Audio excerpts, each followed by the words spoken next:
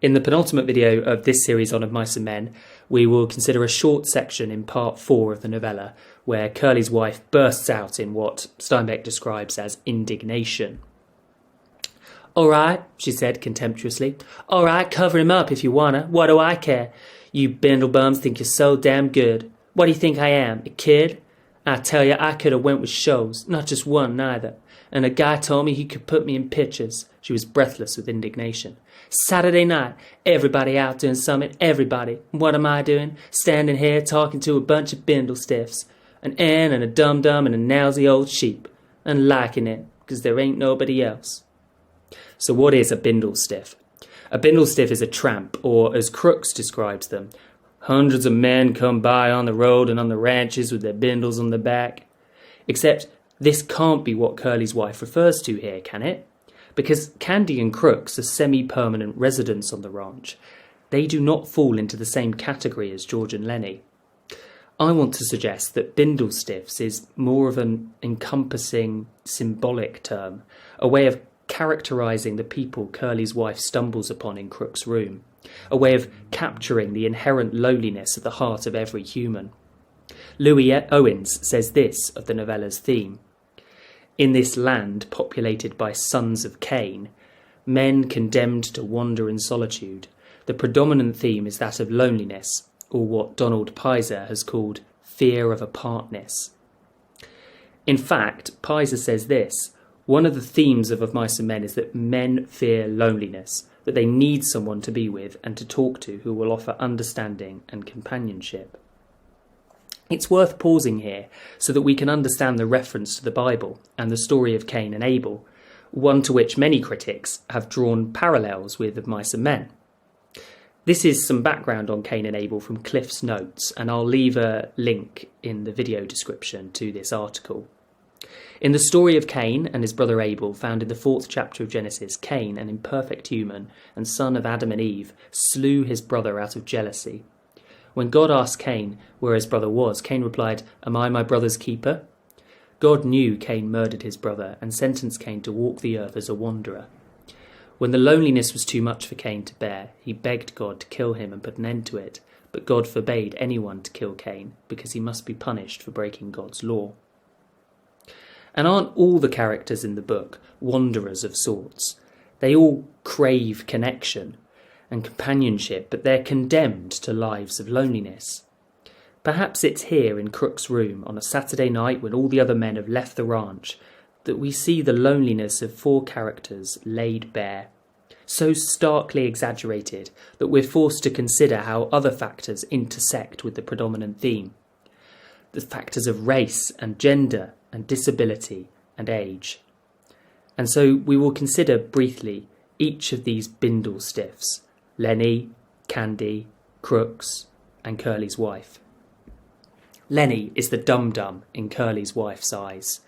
In California during the Great Depression, mental asylums, places where the mentally disabled were housed, ran eugenics programs. That means that the state controls breeding in an attempt to improve the people that are born. The Nazis did it in Germany. They take away a person's ability to have children.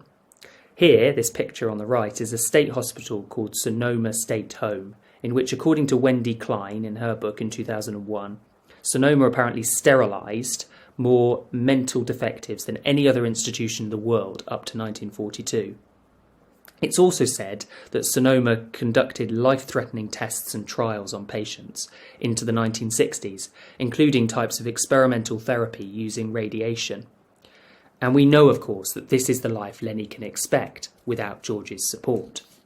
Crooks says it himself, doesn't he? "They'll take you to the booby hatch, they'll tie you up with a collar like a dog." Lennie is a bindle stiff in more ways than one. Yes, he literally moves from place to place, aimlessly wandering California. But he's also the disabled wanderer. Without George, he cannot hope to live a fulfilled life with connection and social intimacy. Second, the lousy old sheep, Candy. Many times Candy's disability is referred to in the novella. I've included here 4 instances in which his wrist is referred to as a stump. But there are many more that don't use this exact language. He scratched the stump of his wrist nervously.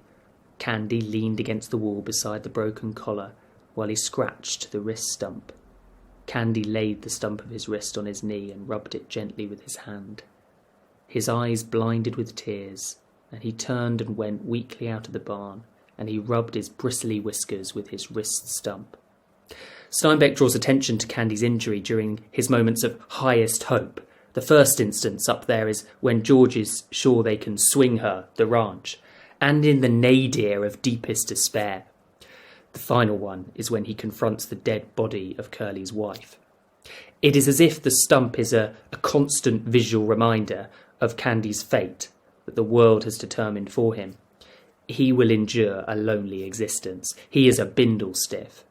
In fact, his only companion, his dog, is torn cruelly away from him in a damning verdict on the hope of connection. Thirdly, Crooks, who is named that unrepeatable name by Curley's wife. His hope of a life free of loneliness is short-lived. It's obvious, isn't it, that what Crooks craves is the camaraderie that the other ranch hands enjoy. They play rummy in the bunkhouse together while he's separated in his little house his little room off the side of the barn. He says this, or as much as this, when he realises that George and Lennie's dream may actually materialise in reality. If you guys would want a hand to work for nothing, just as keep, why I come and lend a hand.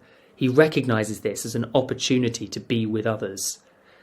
In preparing for this video, I've started to view Crooks' change of heart a little differently. In the past, I've always thought it's Curley's wife's threat of lynching that forces Crooks to retract his enthusiasm for the dream ranch. But, on looking at the text again, I'm starting to consider whether it is in fact George's reaction to finding Lennie in Crooks's room that makes Crooks backtrack. George says this when he discovers Lennie in there with Crooks. "What you doing in Crooks' room? You hadn't ought to be in here." Now, while the Jim Crow laws weren't a legal enforcement in California in the 1930s, their spirit, if you like, lived on in the collective consciousness. In fact, it was often the states that didn't impose them as legal requirements. It was in those states where segregation and division was most obvious, because the society simply organised itself organically around its ingrained prejudices.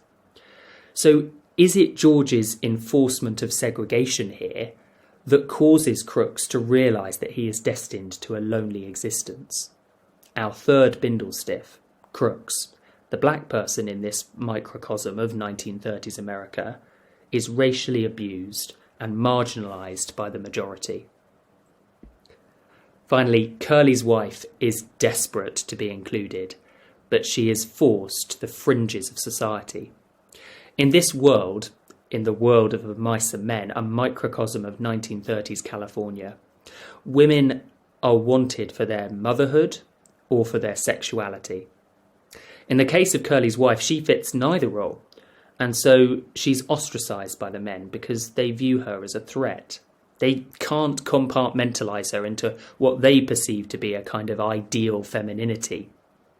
George says, "You give me a good whorehouse every time. The guy can go in and get drunk and get everything out of his system all at once and no messes." And then of Aunt Clara, he says this, "She took him when he was a baby and raised him up." So you see, there are two kinds of women in this story, mothers and whores. But Curley's wife fits into neither category, and so she's cast out, forced into a life of loneliness. We see her being marginalised in what she is responding to here. The men refuse to invite her into their confidence. She's sold a lie about Curley's hand. It's important, of course, that we don't simply feel pity for Curley's wife. She says some pretty hateful things in this episode, in this section of the novella. But there is a sense in which her attempt to identify herself differently from the other three is slightly hopeless. She even acknowledges it herself when she says, "And liking it because they ain't nobody else." While she recognises the power she possesses that they do not, the economic and social power afforded to her through her husband and his father, she is also acutely aware that she belongs here with what she calls the weak ones. In his letter to Claire Luce, the actress who played Curley's wife in the 1937 Broadway performance, Steinbeck had this to say of the character. Her craving for contact is immense, but she, with her background, is incapable of conceiving any contact without some sexual context. With all this, if you knew her, if you could ever break down 1,000 little defences she has built up, you would find a nice person, an honest person, and you would end up by loving her. But such a thing could never happen. Curley's wife is a wanderer. She is a bindle stiff.